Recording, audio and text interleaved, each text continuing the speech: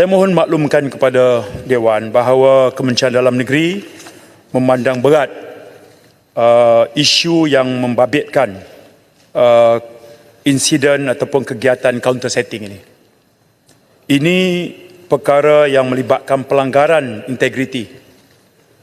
Ini adalah merupakan amalan rasuah yang tak boleh ada tolak ansur oleh semua kita, lebih-lebih lagi KDN. Ini juga adalah perkara yang perlu diteliti dari sudut tata kelola pengurusan. Kena tingkatkan kecekapan dan kena bersungguh-sungguh lakukan perubahan. Kota Baru bertanya apakah langkah tegas? Ada 3 perkara. Pertama, membenteras sindiket yang membawa warga asing. Kedua, tingkatkan kawalan penguatkuasa yang bertugas di kaunter. Dan yang ketiga, meningkatkan penggunaan teknologi. Saya jelaskan. Yang pertama, membenteras sindiket membawa warga asing. Jabatan Imigresen Malaysia dengan kerjasama Polis Diraja Malaysia dan Suruhanjaya Pencegahan Rasuah Malaysia serta agensi penguatkuasa yang lain sentiasa meningkatkan usaha untuk membenteras sindiket ini yang membawa masuk pekerja asing secara haram melalui kerjasama strategik sesama mereka. Okey. Jadi kita pembenteras kena secara usaha sama di kalangan agensi penguatkuasa. Suka saya maklumkan pada Dewan sehingga Oktober tahun ini usaha sama JIM dan pelbagai agensi penguatkuasa telah berjaya menumpaskan 47 sindiket melibatkan 1,285 tangkapan ahli sindiket dan pendatang asing tanpa izin. Hasil kerjasama dan itu keputusannya. 47 sindiket kita banteras. Kita juga perketatkan pemeriksaan di kaunter-kaunter pintu masuk bagi memastikan mereka yang layak saja masuk negara ini. Yang tak layak kita tolak. Yang telah kita tolak, artinya kita berikan notice not to land atau nota penolakan masuk. Sehingga September tahun ini, kita kenakan NTL kepada warga asing seramai 25,214 yang bertugas di kaunter immigration ini. Pegawai immigration. Kita tingkatkan pemantauan seliaan ke atas mereka.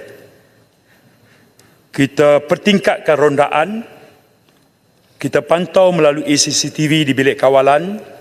Penyelia buat lawatan mengejut ke kaunter-kaunter ini. Dan pegawai kita yang bertugas di kaunter ini juga, Tuan Pertua, kita tak benarkan dia bawa alat telekomunikasi.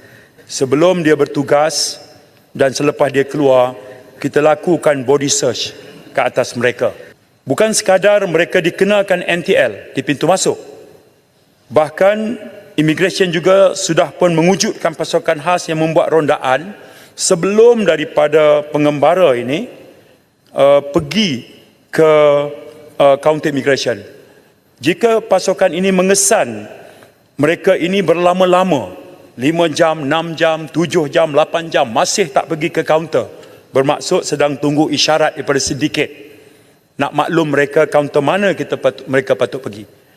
Hasil daripada pasukan rondaan ini, setakat September tahun ini, kita telah berjaya menyekat 6,694 orang pengembara daripada masuk. Kerana alamat tempat dia nak datang ke Malaysia, dia tak ada, wang dia tak cukup, ya, dan segala macam. Inovasi teknologi adalah jalannya. Immigration sekarang di peringkat akhir 2 perkara. Yang pertama, kita sedang proses memuktamadkan perolehan bagi sistem saringan awal penumpang, disebut Advanced Passenger Screening System. Sistem ini membolehkan immigration membuat saringan awal bagi pengembara yang melakukan perjalanan ke Malaysia. Belum pun mereka sampai, kita dah ada akses terhadap senarai mereka, membolehkan kita membuat pemeriksaan awal. Kita juga sekarang di fasa akhir untuk menaik taraf kamera litar CCTV yang dilengkapkan audio dan visual di kaunter pemeriksaan. Ini antara langkah-langkah tegas yang diambil oleh Immigration sesuai pertanyaan Kota Baru. Terima kasih. Terima kasih sahabat saya Yang Muhammad Menteri.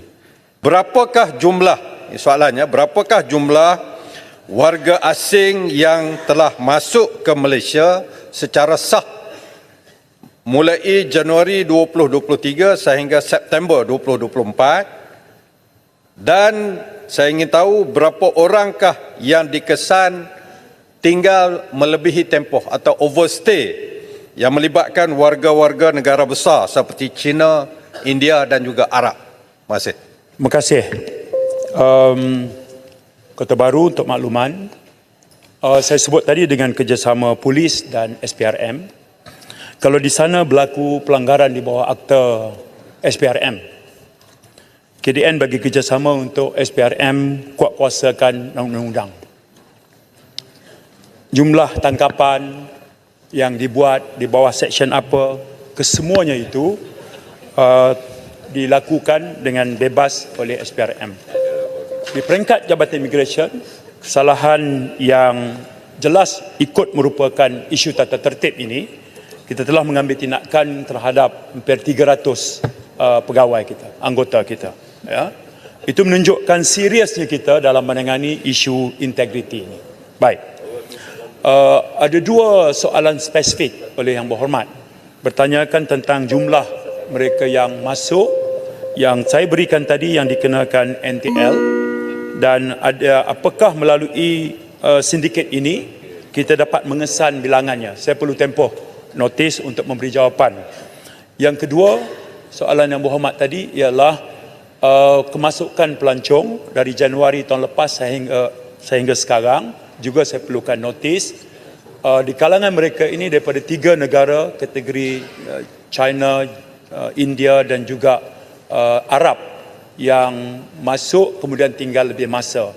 Negara-negara ini adalah antara negara yang kita berikan kelonggaran visa untuk masuk ke negara ini dalam tempoh 30 hari pertama, visa free-nya. Maksudnya kalau dia duduk di sini hari ke-31 dan ke atas, itu kita kategorikan sebagai dia sudah overstay. Okey. Saya rasa Jabatan Immigration harus meminta maaf, memohon maaf kepada Yang Berhormat daripada Bintulu, sebab beliau menteri yang pertama pada Julai lalu Julai tahun lalu mendedahkan sindiket counter setting ini. Berita terkini semalam di Malaysia Kini mengatakan ada 3 sumber yang kata ada lagi 3 individu, 3 dalang yang belum ditangkap.